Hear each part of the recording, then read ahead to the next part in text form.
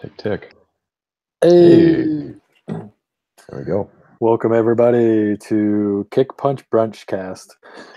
Punch Brunch. Or It's just our, Kick Punch Brunch. You don't want to put the cast at the end of it so people you know. can put the cast in there. We're just giving some variety. Giving you some variety here. We can just make a Kick Punch Brunch podcast. I like that. But our new daily midday show that we'll try to bring you as much daily as we can. Yeah, we can. give you a quick news of the day, kind of news of the week, kind of thing. Just talk about stuff that's not necessarily Raw and SmackDown. Other bits of the world of professional wrestling, because there is a lot more than wrestling news. Yeah, wrestling news. Whatever pops up might be going down. Anything that might be funny, maybe. Yeah, always like to throw some humor in there. I do love funny things. Most people do. Yeah, and I was thinking too. At the end of the day, we could always just do, shit like every day of the week, but maybe like 5 o'clock or something if I have to work. Yeah. But so we'll try to bring you a show every day. Sometimes it'll be lunch, sometimes it'll be brunch, sometimes it'll be dinner. Yes, we're hitting with all the breakfast, or sorry, all the meals. What would you call it? All the meals. Yeah, all the meals. All the meals of the all day. The meals of the day. Yeah, maybe 6 a.m. sometimes if like one of us has to get up for a flight or something. Yeah, exactly. We're just gonna bombard you with content. Yeah, exactly. So yeah, so today I think we'll talk about a few things. So we'll just kind of recap them and then we'll go through bit by bit, kind of bullet points. So we'll talk about dual branded pay-per-views being gone after WrestleMania, and how they're probably going to increase to 4 hours. And 5 counting the pre-show. If we can have a preview word for that whole discussion, it'll be ugh. Yes. And I think we're going to talk a bit about Ronda Rousey and her upcoming imminent debut and the kind of lead balloon it seems to be forming into. Yeah, I think if you're going to headline that, it's like Ronda Rousey, is she cooling down? Yeah, or did kind of like dead on arrival, man. Might be dead on arrival. We'll see. Talk a bit about Kenny Omega and Ibushi reuniting on basically through internet angles so far. Training videos and stuff like that, being the elite. Been pretty cool. I'll probably carry most of that discussion.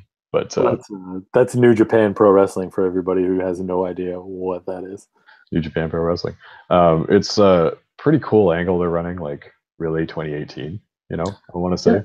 Yeah. I know about it. I haven't been watching it. Yeah, just most of it's happening on the internet without, they don't need a weekly TV show and stuff like that to build compelling angles anymore. And I think it's really cool. And I think that the Golden Lovers reunion is a prime example of that. Oh yeah, that was her team name, eh? It is, yes. And then we'll also talk about a little bit of NXT. New NXT stables seem to debut at a house show. It might just be testing it, but we're all for stables here. Yeah. So they got a good 3-man, 1 chick. Yeah, exactly. 3-man, 1 woman. NXT is pretty hot with stables right now, so the more the better, The more the better. Okay. And a little bit more NXT just going into Mania and like their general jam right now. But yeah, so go back to the top. Talk about the dual branded pay-per-views. I'm not a fan. So it's funny because I saw an article, Vince McMahon, when he was pitching the new XFL, and he was doing his little press conference, he stated that he wants faster games that go only about 2.5 hours because he says that people get bogged down and tired watching 3 hours of content. And yet he has a weekly 3-hour show, and now he's going to pump a 4-hour pay-per-view. Like, he's just so oblivious to everything. Well, I think he just goes where the money is, right? Like, someone wants to pay him for 3 hours of TV a week, then he'll take it. But it's just weird because now he's going to lose out on that 3 hours of adverts for the XFL. Yeah. And like he's gambling that, more people will watch a faster game. But with wrestling, it doesn't matter. Like he doesn't get that 3 hours of wrestling is much harder to watch than 3 hours of football. God, yeah. I watch, like, most Sundays I can watch 10 or 12 hours of football. I can never watch 10 to 12 hours of wrestling. Yeah, man, people watch football from 1 till fucking pretty much 1 a.m. Yeah, depending on how long the game goes. Like, it's a toughie to get people to do that with wrestling, So we'll see how Vince goes. But that's a really good point, man. Really good point. Fucking He wants to shove you 3 and 4 hours worth of content when he wants to. Oh yeah, exactly. But like a 4 hour show once a month sounds brutal, if you ask me. So, but have they stated? So it's going to be 5 counting the pre-show then? Yeah. That's what I saw. I don't know if it's actually announced yet. Like they just announced the dual branded, but not necessarily like the format of them. But they kind of would have to be 4 hours because you can't really effectively pack everybody from both shows that you need to pack on. That's what I saw. Yeah, that's what I saw. The reasoning was like more mid card people can get matches and shit. Well, like that was kind of the point of like the brand split, aside from like running 2 shows and having 2 pay-per-view schedules and stuff, was like you'd be able to have guys on pay-per-view cards that wouldn't necessarily make pay-per-view cards on United shows. Like when you look at like the big 4 or 5 shows they run, guys get squeezed out really fucking easily. And for time, yeah. That's just every show now, like mid-card dudes are going to have to be really special, like Miz and, shit like that to even get on shows, It's like, it's not necessarily like Mania level, like you got to be super duper dope and important to get on a Mania card, but you're going to have to be pretty important. There's no throwaways anymore on these cards. But that kind of makes me wonder, are they going to start going like Attitude Era route where they're just going to have like 12 matches where like half of them are 3 to 4 minutes long? They might. And I mean, seems for weird. some people, Mojo, that might not be the worst thing, Hey man, Mojo thrives in that. He's a quick start, quick finish guy. So you get him 4 minutes, he can wreck somebody. I don't know if you'd like to be described like that, buddy. The next Goldberg, man. Quick finish guy. Is that a really gimmick that anybody wants? Yeah, I mean, if you're gonna sideline him with only 4-minute matches, yeah. Do it. Hey man, like Goldberg, honestly, I don't think in his entire life has been able to wrestle. So putting him in a gimmick where he only wrestled 3 or 4 minutes at a time was perfect. Oh yeah, yeah. Mojo could benefit from a beastly 3-minute gimmick like that too. And then you have him in a match after he's run through all these people super fast, where a guy just puts him in a headlock. You just want to see Mojo run, and he starts running around in the headlock. It's KO right there. Yes. KO ever have stop running? When KO was doing the headlock master gimmick. Kinlock City. That would have been a really good like TV feud where like KO was just trying to like slow the hype train with headlocks. Oh, that'd be so good. Stop running. Stay here. Mojo's a heel now, so they could have like a 6-man tag or something, and he could get really annoyed with Mojo. Yes. Oh man, I want to see that so bad now. Me too. KO just being like, Mojo, fucking slow down. Settle down, man. Mojo run to the ring while KO's standing at the top of the ramp, like, what are you doing? What are you doing? I like that. My favorite tag team. Just in this last like 30 seconds of imaginary moments, I've been more interested in Mojo than ever. So, what's their name then? Moko? Moko. Yes, I really like that. Moko. Kojo? Moko Kojo? Oh man, I'm into it. So many names. Oh yes. But like, it's gonna be hard for the Mojos and the Baron Corbins of the world to get on pay-per-views anymore, man. Like you're gonna have to be kind of exceptional, which is like good for us, but bad for building talent. Yeah. No, you don't want to. I feel like a lot of guys are gonna get glass ceilinged, and more than there's gonna be a double glass ceiling now. More than now, but I just if they put on more effective like TV feuds, that like you don't have to have everything culminate at pay-per-views, right? And I think like pay-per-views have less value anyway nowadays because they're not actually pay-per-views; they're just network special shows. Exactly. And like, so I think if you build like the mid and low cards through TV programs and have payoffs on TV and have like bigger programs pay off on network special shows, then like it can still work quite well. But I just don't want to see guys just stagnate and do nothing. No, what they could do is if they're doing duo brands, maybe they'll never do it. And it's kind of hard to justify like who would be on what, but you could have like one, like the smaller pay-per-views that are less known, like well, not less known, but like your Backlash or like your Fast Lanes, whatever, blah, blah, blah. Make them like B shows where it's like the mid-card guys are the spotlights. IC title maybe the IC title is the main event. And then you have your bigger ones like fucking Survivor Series and like SummerSlam. Well, SummerSlam you don't want to really stagnate people, but just like the bigger ones can be main top guys. And it's like making people fight to get to that level. I hope it's like that too, where like you don't always necessarily have to have a Universal and a WWE title match on every fucking pay-per-view. Like sometimes it can just be one, sometimes it can be both, but you don't have to shoehorn 2 world title matches onto every show, you know? Like, I would hate if that turns out to be like the case where they're just having these 3-week title programs that just build to these pay-per-views. Because, like, you know, that was the other benefit of like splitting it up, was you'd have like 2 months to build feuds and build to like the next pay-per-view. But they never totally took advantage of. Yeah, but they never did it. Right? Like, you'd have like, you know, SmackDown would exit out of a pay-per-view and then they'd spin wheels for about 3 weeks while Raw was building to their pay-per-view. So it was like they wouldn't take attention away from like imminent storylines on the other pay-per-view. But then it just made SmackDown really boring. And then Raw would do their pay-per-view, kick into neutral, we kick back to SmackDown and had stories again. And it's like they weren't really doing it anyway. You know, like they're operating on like a dual branded thing anyway. So maybe everybody will kind of always be having active programs now. Let's hope so. Like you said, and yeah, everybody's like, there'll be no neutral because there's a pay-per-view, everybody's both brands, so you're gonna have to build to them simultaneously. I just don't want it to be a clusterfuck, man. Like they already have trouble building meaningful programs, and it just like makes everything popcorny, you know. Like, do you think this is their way of slowly getting out of the brand split again and just going back to Raw and SmackDown are just shows that anybody can be on? Probably. I mean, I hope not, because I like the split aspect and everything, but I wouldn't be surprised, man. That's what happened last time. I think they need to just, like, when we've talked about it before, man, if you're gonna split it and have it as 2 separate shows, start making trades, start making people like appear on like SmackDown and be like, yo, man, you know, like somebody walks in an office and like there's a top Raw guy, what's he doing here? Oh, you know, we're just chatting. Contracts, trade rumors, all that kind of stuff. Like, you could have Renee Young and Corey Graves host like a trade rumor show, you know, here and there, like a Sports Center program, you know, shit like that.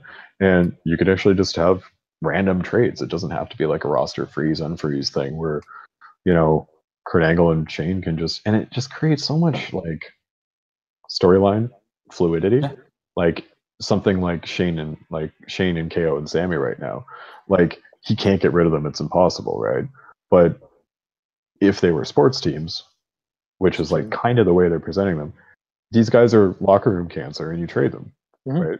Like that's what would happen. So I would love if that could be on the table, you know? I would love 2-way contracts for NXT guys too, where it's like, we're going to put you on a contract. You can come up for a few shows. If you impress us, you stay. But if not, you're going back down to the minors kind of thing. Yeah. That'd be cool. I love that, man. Like, you could have like this month-long, you know, NXT wrestler gets signed to a month tryout contract and he has 4 matches, you know, on SmackDown, one after the next. And it's like a tryout series kind of thing. Like New Japan just did that with one of their Young Lion kids. He had like a 7-match like proving series against known veterans on the last tour. Cool. And it was just like he lost every single match, but it was like he got singles matches against guys and made a name for himself. You know? And that'd be really cool for NXT guys, man. And they can actually use it as a tryout too. And if a guy gets over, he stays. That's what I was gonna say. Like in terms of like storyline, it's, you know, are you gonna win? If you win, you stay. But it's also, like in real life, it's okay. How do you do on the big stage? Are you ready for Raw yet? Yeah. No. Someone like Johnny Gargano, you know, like he comes up on a tryout, rips off like 4 crazy babyface losses, and you feel for him, and the crowd gets behind him. He ain't going nowhere. Oh God, no. Like he ain't going nowhere. Even if you dump him back, man, that just makes people want him more too. Yep. But think of and a then guy it turns like him into like a free agent. But even like think of a guy like Apollo Crews, how much he could have used that to go to the main roster. Shit, you're not clicking? Go back down, man. God, that'd be that way. It doesn't seem like a demotion, right? He'd be a good guy to get traded back to NXT too.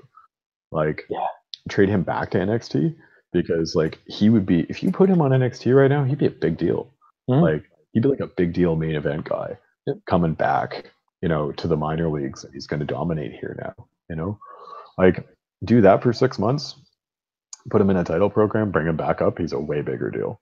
Oh fuck yeah, way bigger. Build more of a character, like just kind of really get into it.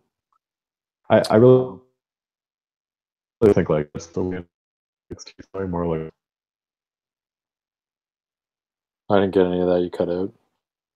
You know, I hope NXT just turns into more of a farm system like that. Who knows, man? With Triple H, like with Vince kind of dropping out a bit, Triple H running the show could easily.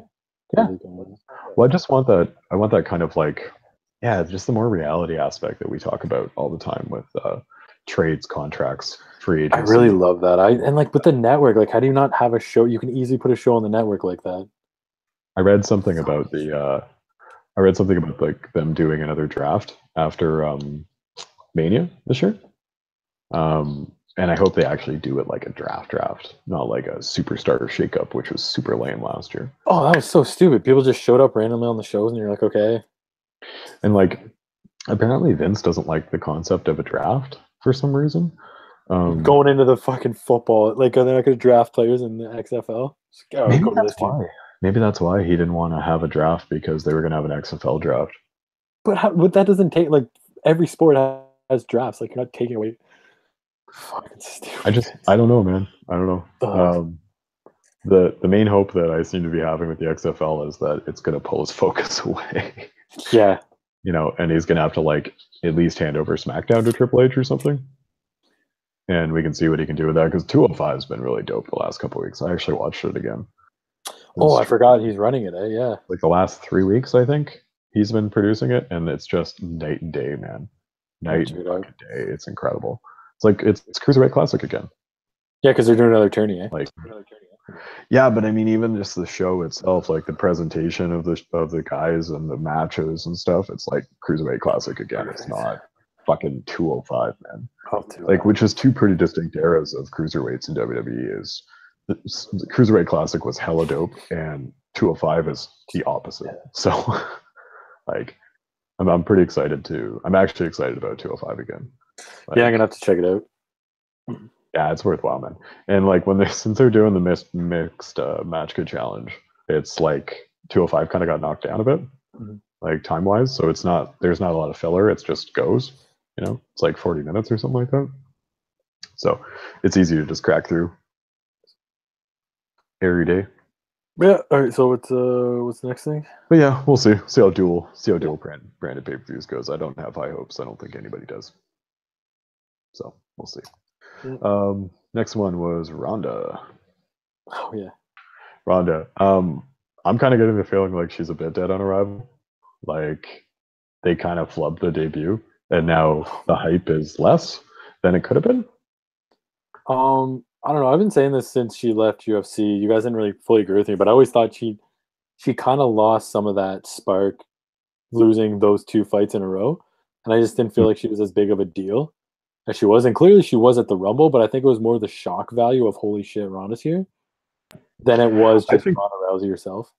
I think I'm like half more there. Like I want to say it's like she did lose a little luster for sure.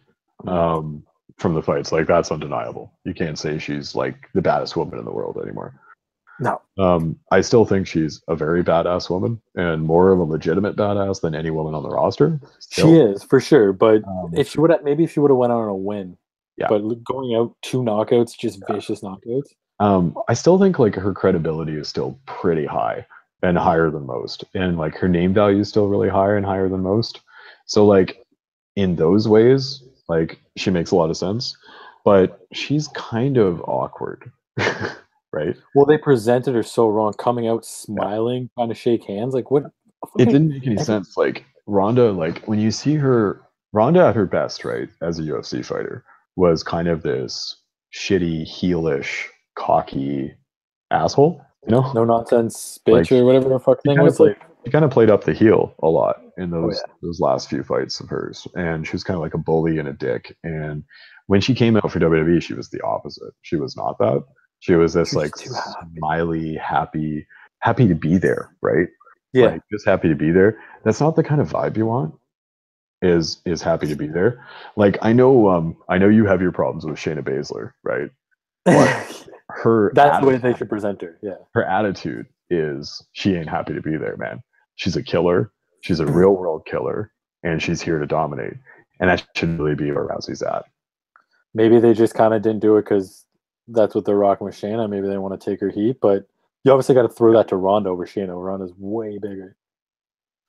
Oh, for sure. I think they're trying to just make it a positive news story, and for that to happen, Ronda's kind of got to be a babyface right away.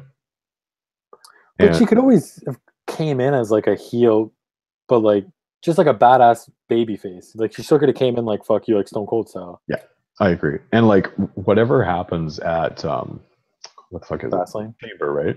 I thought it was Chamber. Oh shit, yeah, Chamber, yeah. I get him confused. She's going to be at Chamber, right? I really hope it's not just some straightforward contract thing, and they actually do something with the spot and the time. Yeah, I feel because if they don't, man, it's really it's getting kind of lukewarm. You know, they're gonna have to they're gonna have to do something with Stephanie to set up the match. Yeah. Definitely So I think something. I think like Ronda's luster was a little harmed by the losses, and then they compounded the shit out of it with the awkward debut, and then compounded it even further by not having her show up for like 3 weeks after. That was the biggest issue. Just have her show up on Raw, cut a promo, maybe just do anything. Would have been so much better. Well, I think she had to go back to filming a movie, right? Like she was in Colombia filming that movie, and they flew her out to do the Rumble appearance, and then she went back to finish the movie. But is she filming a movie? Yeah, in Colombia. You know a movie? No, I forget. Some action movie, obviously. She was supposed to do like Roadhouse and shit like that, but I don't remember. Yeah, I know. She was supposed to do Roadhouse. I forgot about that. I wonder if that kind of got backburnered. After she got knocked out 2 fights in a row, yeah. I would totally watch Ronda Rousey like roundhouse kick dudes in a bar though, for sure, for like an hour and a half. Yeah. No doubt. But yeah, I don't know. Like, I think her next appearance on camera, whenever it is, I guess Elimination Chamber, she won't be before then, is like super important, man. And I hope they're not just writing it off as a PR day or some shit. Yeah, she can't like, I get coming down smiling. I get she probably was overwhelmed too being there and getting that reaction. You're gonna do that. But I think she's got to come out to Elimination Chamber just no smile, just like how she comes out to fights, go in, sign the contract, and just dip. And then like maybe Stephanie's like, "What are you doing? Like you're not going to address the crowd or whatever?" And she just comes in, armbar. I don't know. Just that'd be dope, man. Like if Steph was in the ring and Ronda comes in all like, you know, because I love watching Ronda coming out for her fights like dead face like that. That was one of her best things too. Like she looks intimidating and awesome, right? Mm-hmm. And like they'll capture that when she comes out for her first match, obviously. Like I imagine that'll be her entrance, right? I hope, unless it's Nia Jax and be like, she's the badass baller with her bruiser with the smile or whatever. That's what always like bugged me about Nia Jax. I think we've talked about that, is that she smiles too goddamn much. They're trying to mark her as like the beautiful movable object or something. I don't know. Pick one. Yeah. You know? Like you can't market her as 4 different women. You gotta pick one. You gotta pick one. But like, yeah, I worry about Ronda, man. I've been really excited about Ronda coming in. I still think she's gonna have a great run, and like, I don't think that any of this is really gonna harm her. Like, she's still the most badass woman on this roster. And money match with Charlotte on table, money match with Asuka on the table, and money match with Shayna Baszler probably on the table somewhere too, and a money tag versus the 4 horsewomen. Like, yeah, the Shayna Baszler would definitely be down the line, kind of like protege trying to take over type thing. But totally. But I bet you her and Baszler tag at some point versus like Charlotte and Sasha, or Charlotte and Bayley, or whatever. You know what they should do? Because they're going against the 4 horsewomen, right? They should market Ronda's crew as like the female evolution. That'd be dope. That'd be dope. I'd really like that, man. And like they could have like a mentor person, and then she's basically Triple H. You know, Shayna Baszler's like the destroyer, and then some other younger female talent that they see like a lot in. Yeah, you said like if they got back like whoever could be like the Ric Flair of their group would be I can't even think of that would be Trish. That would be sick. Trish would be sick. Trish. Yeah, that'd be the ideal one. That'd be the ideal one for sure. It would almost be better if it's just like a bunch of bruisers, you know? Like, I mean, you don't have to go exactly like Evolution, but I mean, like the way they market them should be like the cool chicks. I don't know. Yeah, the helicopter video, man. Yeah, no, that's what you want. You want the helicopter video again. Yeah, pretty much all I want. Yeah, but yeah, Ronda's still got a lot of chances left, but they better tread carefully, man. I would worry right now if I was them. Yeah, we'll see how hopefully see how the chamber goes. Yeah, we'll see. Yeah, cool. In a couple weeks. So yeah, next Kenny Omega and Ibushi reforming. gonna be a lot of you here. The Golden Lovers. Those So numbers. they had Cody Rhodes turn on Kenny Omega, kick him out of the Bullet Club, right? Saw that. Yep. Wait, okay, so wait, Kenny- let's backtrack though. Backtrack. Is What? he officially out of the Bullet Club? It's unclear. Okay, yeah. So they actually sure if played it up. done that. They played it up on Being the Elite, the Bullet Club web series. Yeah. Where Kenny and Ibushi went and talked to the Young Bucks, but they won't talk about like their conversation. I saw a picture. Yeah, I saw a picture of that. So it's like the Young Bucks are kind of caught in the middle because them and Kenny are good buddies, but they're still in the Bullet Club.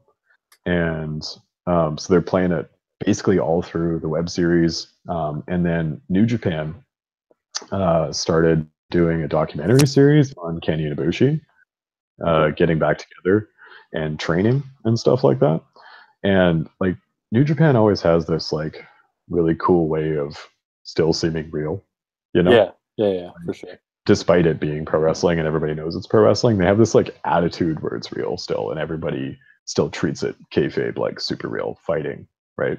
Yeah. And so New Japan dropped this like 10-minute doc of Ibushi training in his gym, and then Kenny basically showing up and them training together for the first time and getting back into doing tag team moves and all this kind of stuff. And like they were like, yeah, it takes practice. You can't just go back to being a tag team after all this time. Nice. And just them like talking and like being friends and like training together, and it was just like really cool and shit you don't usually see. Called the Golden Comeback. The Golden Comeback, I think it was. Is that what it's called? Yeah, I think I found it. Yeah, I think it was. Yeah.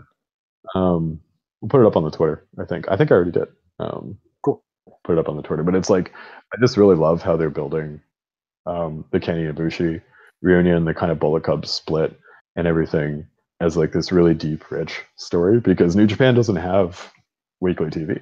Right? Yeah, it's the thing, right? You got to build it other ways. So they always just build through the shows, and it's kind of like not basic, but it's always just like challenges, like I'm better than you, I want your belt. I'm better than you, I want your spot. Things like that, and like they're telling a new kind of story for not only New Japan but wrestling in general, and I think it's really cool, man. And I'm really excited where kind of Kenny and Ibushi are going to go as a tag team, where the Bullet Club's going. It's really intriguing. Like I feel compelled to watch the Bullet Club web series, Yeah. To see like how this interplay and drama actually plays out. Because like New Japan's had a couple cards since they did like the kayfabe split with Kenny, and like Cody Rhodes wrestling with the Bucks and stuff like that. And it seems like Cody's the new leader if all of these like New Japan shows are kayfabe. Okay. Because Kenny hasn't been wrestling with the Bucks or doing Bullet Club stuff or anything like that. And they announced what was it? Cody Rhodes and I think it was Marty Scurll versus Kenny and Ibushi for a Ring of Honor show. Ooh, cool. So that was like the first time that they're actually gonna have a tag match again together. It's some Ring of Honor show. I think it's like next month or the month after or something. So they're definitely playing up a split, but Marty Scurll is also caught in the middle. He's like playing up this like I haven't really made up my mind yet. I didn't make any choices about this Kenny thing. Yeah. Because like when Cody hit Kenny with his finisher and everything and like kicked him out, everybody didn't seem to be in agreement, Except for was it Hangman Page kind of grabbed? Yeah, Kenny, Page was in it. Yeah. Page was in it. But like Scurll was like conflicted. The Bucks had already left the ring and like haven't commented since, and it's cool, man. It's not just like your classic wrestling angle. It's like they're actually real human beings, and it's playing out as such, and it's cool. Yeah, no, I'm digging it. Yeah, they're really good at building that. Yeah, check out the Golden Lovers reunion doc. It's really cool, man. I just hope that New Japan does more stuff like that because it's unique. Yeah, fuck yeah. Just keep on this attitude of like keep the fighting spirit alive. Keep it real. Like I dig it, man. Like there's the wrestling spectrum's like really wide. You can be super real, you can be kind of like jokey and fake, and you can be in the middle. And I kind of dig it all, but I like their style, how they just keep it real like that. Yeah, and like you said, use social media to kind of hype up shit, YouTube, do other avenues. They're really creative, man. Like the Bucks and Kenny, and it's just like I really dig how well they do it, because like they're entrepreneurs. They got to get this thing done themselves. There's no multi-billion-dollar media conglomerate pumping their names. They're doing it all themselves. Like they're editing it themselves on a laptop on a flight. Like Yeah, that's awesome. they're doing all this shit themselves, and I just dig it. I dig how they get at it and make it unique and make something of their own that they can just put out in the world and make money off of, and they're really fucking good at it. Yeah, no, yeah, I've watched a few episodes of Being the Elite. It's really good. It's really funny. It's really, I like the backstage shit. They really chop it well too, man. Like it's nice professional production. Like me and we're in films. Like I've edited a few, easy, man. Yeah, it's sick. I'm shit and easy, and they do it well. Sucks and all.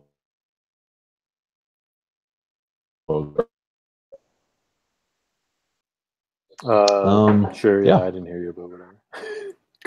cut out, but I get the gist of it. I was done anyway. But yeah, I really like what New Japan's doing right now, especially with Golden Lovers, and just keep watching it play out, man. I'm a fan. I'll start paying more attention.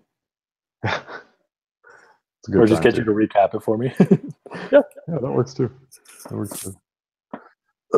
We had one last thing, I think, new NXT stable. Yeah, I don't know much about the people in it. It's what do they have here? I do have the names. I don't know the names. Buddy Blake, is that what the guy's name? Wesley Blake. Steve Cutler, Lacey Evans, and Chad Lale, better known as Gunner, I guess, in TNA. Yeah, so 3 of those people are veterans. So I know Gunner. Yeah. Gunner's a veteran. I'm pretty sure Lacey Evans is a veteran too. Like Google. She sounds familiar. Was she in the Mae Young Classic? No. Yeah, she had this like female John Cena. She was. Yeah. Oh, she looks completely different here. Yeah. She's got like a rock star kind of get, or like a. I guess biker. If I'm remembering the right people, anyway, they all were military veterans, right? Like I know Chad Lyle was military veteran. Don't know him. He's Gunner, I'm pretty sure. No, Gunner. Oh wait, yeah. Sorry. Yeah. Lacey Evans, I'm pretty sure was military veteran, if I remember from. Yeah, she was. And who was the other? I'm looking at the picture of her now. Wesley Blake. Wesley Blake, I don't know. Isn't Wesley Blake Blake and Murphy? Yeah, but Murphy just got called up and is a cruiserweight now, apparently. Yeah, so the other guy is now the leader of the stable. Yeah, apparently. So I wouldn't. Steve Cutler. Steve Cutler, that's who it is. He's a veteran too. So I wouldn't be surprised if this is some kind of military veteran stable. In the pictures, like I said, they kind of look like bikers. They got like vests on and shit like that. They might be like, did you ever watch Sons of Anarchy? Yeah. Like how they were all Vietnam vets? Yeah. But like they were all Vietnam vets, and they came home and formed a biker gang because they still wanted all the camaraderie and what have you from being in the military. So it could be some shit like that. Like we used to be in the military, we're badasses. Now we're like together in a crew, and they have like cuts and stuff like that. They could use a biker stable. That works for me, man. Yeah, it's far enough away. Like Sanity isn't really bikers, but they kind of got a similar look. But they're starting to break away from. I'd say Sanity's like anarchists. Yeah, which is it's a fine line.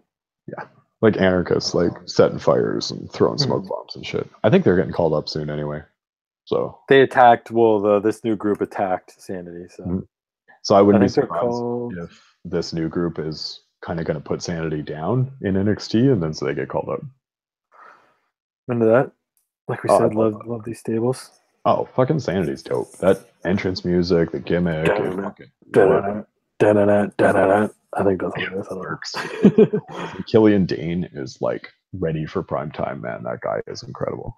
They went from cheap Wyatt knockoffs in one night to like their own group. Like right away when I first saw them, I'm like, this is just the Wyatt family, and then like instantly they're like, oh wait, no, they got their own gimmick. They do. They've done really well. I freaking love Eric Young too, man. That guy is underrated as shit. Like, oh god, yeah. Awesome talker, really good worker. Like, hell yeah, baby. But he's always been underrated, man. Like he's had a pretty damn good career for a tiny guy from Ontario here. He was the TNA's Daniel Bryan. Yeah, exactly. Sweet beard too. Yeah. Sweet beard. But yeah, and like I said, more stables is always great, and it'd be nice if all these stables go to the roster together and they stay together. Yeah. Don't break them up. I think it's good too to just put these guys in groups because it's easier to, it's hard to go out there by yourself, right? Yeah. Like a lot of these guys aren't really indie wrestlers and are just weightlifters and fitness people and what have you. And like maybe they're natural performers, but it's a lot easier to just rock out there with 3 other people and like a group gimmick and get used to being in front of a crowd and stuff like that and play off each other than just spotlight on you, Roman Reigns probably would have never gotten as comfortable as he was if he was alone, man. That guy needed the Shield desperately. Perfect example. Perfect example. Roman Reigns would have never got close to the shit. No, like they would have tried to put. He would have. Yeah, it would have been. It wouldn't have worked. Like they said, he had to when him and the Shield would do those backstage promos with the cameras. They didn't know what they were doing. You could tell Roman was so lost. Oh, he wouldn't say anything. Yeah, and then he was able to play that off, build, learn what they're doing, and then like take off. Yeah, perfect, man. And that's like the value of stables is right there. Like I don't like the Shield kept me watching for a couple years, man. Yeah. Like they were the most interesting thing going. Like Bullet Club was the reason I got into New Japan. Like it's interesting, man. Everybody wants a little group to be in, right? The Nation of Domination helped The Rock wear the fucking shirt. Blow up. Nation of Domination, man. Exactly. The Rock completely went off. Was dying without that. Yeah. Absolutely dying, and without that, he wouldn't have been The Rock. It's perfect. And he wouldn't have ever been able to do the giving the Farouk the picture of himself. That was great. Evolution, man. Orton, Batista. That's 2 legends right there. They made out of that group. Fuck yeah. It's the best way to get people over too. Like, just make them a group, and then you have built-in storylines. The group breaks up, they feud with each other. That's the big one, yeah. Like, a couple of them form a tag team, a couple of them go single. Come on, man, this shit writes itself. Like, instead you just have dudes floating around. Just easy. Just floating around as singles, like hanging in the background of SmackDown when you could just grab 3 guys and put them together. Like, fucking Absolution and the Riot Squad. Those are like, they drew those names out of a hat, but those girls have purpose now. Well, look at all the time they're getting on TV that they wouldn't have gotten. Like, just think of like if you were to put fucking like Ty Dillinger in a group with somebody, then you're getting him TV time. Sure, he's in bullshit matches, but at least he's getting on TV. Like, turn Ty and put him with Sammy and KO.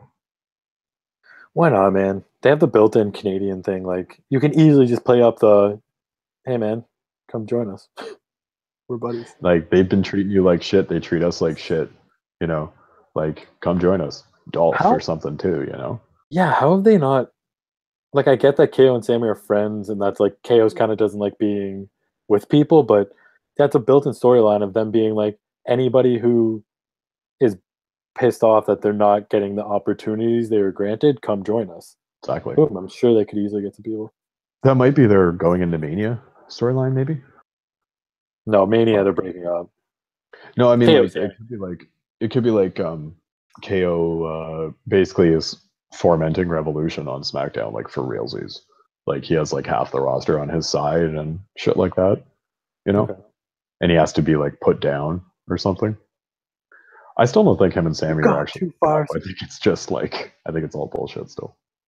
I hope, because I feel like, I mean, they've been on the main roster for a while, but I think putting them together is just too soon to have that Mania match. Yeah, me too. Next year for sure, but me too. I hope it's them Usos tag team titles. Yeah, that'd be sick. It just sucks because, like, I mean, I'm all for just going fuck the Bludgeon Brothers, get out of here, but I don't think that's the case. I think the Bludgeon. Then again, they never put the titles on Harper and Rowan whenever they were going big with the Wyatt family. So no, they never did, and it seems like they're doing Bludgeon Usos for Fastlane. So, unless it's going to be a rematch, like you were saying, or graduating into like a 4-way or something. Bludgeon and Usos 1-on-1 is gonna get burned.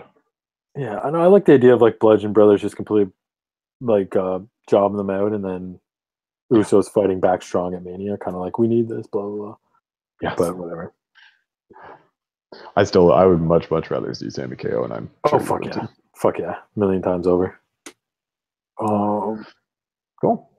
I guess. There's one thing I forgot that I want to mention. We don't really have to get into it, but I watched the Ric Flair 30 for 30. Have you seen that yet? Oh no, I haven't. It's really good. So I recommend anybody who hasn't seen it, check it out. I cried pretty hard at the end. It was very, very sad. Teared up. I heard it was sad, man. Like, I heard it was not a positive tale. When they get into the whole like Reed Flair shit, it's pretty upsetting. It was so sad, man. But yeah, no, it was just really like it was just good. Like Ric Flair, just recounting all the crazy stories and like how huge. Like I didn't realize how big he was back then because I just didn't grow up with him. Right? Mm-hmm. That guy was massive. I didn't really did it all like on the. What's that? Like, I know I didn't really either. Like I wasn't around in his height, but I know he was like a fucking rock star. Well, that's what people are saying. They were like Hulk Hogan was like huge at the top, but like Ric Flair was like this indie guy, who was basically an indie guy who just worked random places. Mm-hmm. But he was so like everybody wanted to be Ric Flair because he was so cool. Everybody knew his name, you know. Yeah, they knew the Nature Boy. They knew all that shit, all his promos and stuff. But what was it? Hulk Hogan puts him over. Hulk Hogan's like Ric Flair's obviously a million times better than I am. He's like, I can go in and have like 4-minute matches. It's like I've never had an hour-long match in my life because I can't. It's like Ric Flair. It's like people come up to me and like, man, like Hogan, you changed the business. He's like, no, that was Flair, man. Awesome. Like, I was just there. I was like, oh, good for Hogan. Like Hogan, I've never heard him say shit like that. That's the thing. Usually Hogan's like, I'm the greatest, but it takes every opportunity to put himself over. But that's pretty cool, man. That's pretty good. Yeah, and I mean, I agree. Flair's a fucking man. So I'll watch that. We'll do a show sometime next week. Yeah, because I mean, like, I couldn't go on here and be like a huge Ric Flair fan because I didn't watch him. But like watching that doc made me want to be like, I want to watch Flair shit and become a fan because he's fucking cool as shit. I've seen some of his old tapes. Like I got into tapes, maybe 10, 15 years ago. Just like digging deep. And so I watched some old Flair stuff, and yeah, he was pretty fucking incredible, man. Did you see the Steamboat trilogy? Yeah. I was like, he was saying how they didn't do like wrestles or anything. They just went fucking like nonstop the entire time, which I gotta watch that. The pace was crazy. It was like Flair and Steamboat and like a lot of people around that time were doing shit that like you only really see nowadays, and they don't get really a lot of credit for it, man. Like stuff that was just really outside the box. But it was like one of those things where I'm like, people are so great, they kind of get discounted after a while, kind of like, I don't know, like New England Patriots. Yeah. Where you just kind of like get used to the greatness and you stop paying attention. And then the second they fall, you're like, they always sucked. Yeah. Or like Okada, bringing it back to wrestling, right? Like Okada's been like on top for like a year doing 5 stars. So when he does a 5-star now, you're like, whatever, it's another Okada 5-star. Exactly. And like, I feel like that's where Flair got, where like his greatness obscured his greatness. And people stopped directly paying attention because he was just so consistently great. You knew it was like he fucked up. That was the news, not that he was great. Yeah, and he got pretty much buried in WCW. They fucked him over hard, like several times. Like if you read his book, I have his book. I'll give it to you too. Oh, nice. Yeah, sure. A really, really good book. Like really good wrestling book. Like he didn't actually write it. He just talk to a ghostwriter, and then the ghostwriter wrote it. But it's like stories on stories on stories, man. It's like so good. That's a 30 for 30, man. He pumps out. They're like obviously shortened, but like wrestlers just love to sit around and talk stories. Yes. It's like their main pastime, and like I think Flair is like story champion. I don't know, dude. I've never seen a dude that has more crazy ass wrestling stories than Ric Flair. Well, he like did every aspect right. Like he started off in like the Memphis, like those like kind of like traveling shows as the traveling champ, and then he went WWF, and then he went WCW, then he went TNA. Like he was pretty much everywhere. Yeah. No, so he knows every landscape. Like, he was the NWA champ, and like you travel around, and I'm sure this was in the 30 for 30, but you couldn't beat the local champ, but you also couldn't lose because you were the NWA champ. So you just have to wrestle to a 60-minute draw, and he'd have to do that every night. Oh, they never explained the hour matches. That's why. Yeah, that's why. That was cool. What it was. So that was what the NWA was basically. Like they'd crown a champ, he'd travel around all the local promotions and draw for all the local cards, and then he'd go up against the local champ. But nobody could lose, so they'd have to go to a 60-minute time limit draw. And so that was when they were wrestling 6-7 nights a year. So like when Flair said he had like 2 years where he basically wrestled 60-minute match like 350 days a year. It's so fucked. Or something like that. And the guy drank every day too. It's fucked. That was before he broke his back though. So he got in a plane crash and almost died and broke his back. Yeah, but no, that plane crash was before he became Nature Boy, man. He became Nature Boy after that. Oh shit. I thought he was in the middle. It was like he was a nobody, like overweight, just like random guy. Huh. And then when he came back, he saw the Buddy Rogers gimmick, the whole like blonde hair, and shit. He's like, "That's what I want to do." Yeah, it's been a while since I read the book, so Yeah, it good was to know. all after the plane crash. But yeah, man, like he's a crazy interesting story. So I'll watch that. We'll do a recap Mm. of the 30 for 30. Yeah, check it out. It was really good. It's only Sometime. about it's like an hour and a half, hour 20. Go ahead. I Well love done. sports docs. I love wrestling docs. So I love the 30 for 30. They're so good. But yeah, I guess that wraps cool. the first ever Kick Punch Brunch. More Kick Punch lunch and brunch coming at you. We'll try to get at you every day, like I was saying. Yeah. It might the times might vary for now, just because we can't really set times because I'm kind of busy. But hopefully it'll change and get a sense. As much as we would love to do this for a living, it's not quite there yet. So got to work around life a little bit more than if this was a full-time gig. So we'll keep working towards that every day, though. Doing this for all the good people out there in the world. Yeah, if you like us, give us a share, give us a like, and we can grow our fan base. And exactly, we can do this. Our Twitter grows all the time, man. We're up to like 160 now. Yeah, which may not sound like a lot to everyone out there, but we're still pretty fresh babies. Hey, man, for people who doing it, not getting like all of our friends involved and just doing it based on nothing. I mean, we're nobody. We're not hitting. There's definitely people who've done that and like gotten massive, but we're working our way. We're getting there, man. We're good progress. If you get in now, you can be a hipster about it and say you're here before it was cool. Yeah, we'll send everybody in our Twitter. We're gonna keep track of all 160 people, and we're gonna send you T-shirts that said "I was a fan when there was only 160." That's right. We got a spreadsheet. I was fan number 126. We'll number you. That won't be a problem at all. I was number 1, just saying. But okay. I'd be number 2. But yeah, as always, follow us on all our platforms. Check out our reviews for Raw and SmackDown every Monday and Tuesday nights. Got it. And this shiz. Yeah, Kick Punch lunch and brunch every day. I love it. As much as every day of the day. KPS. Cool. All right. See you guys later. All right. See you later, guys.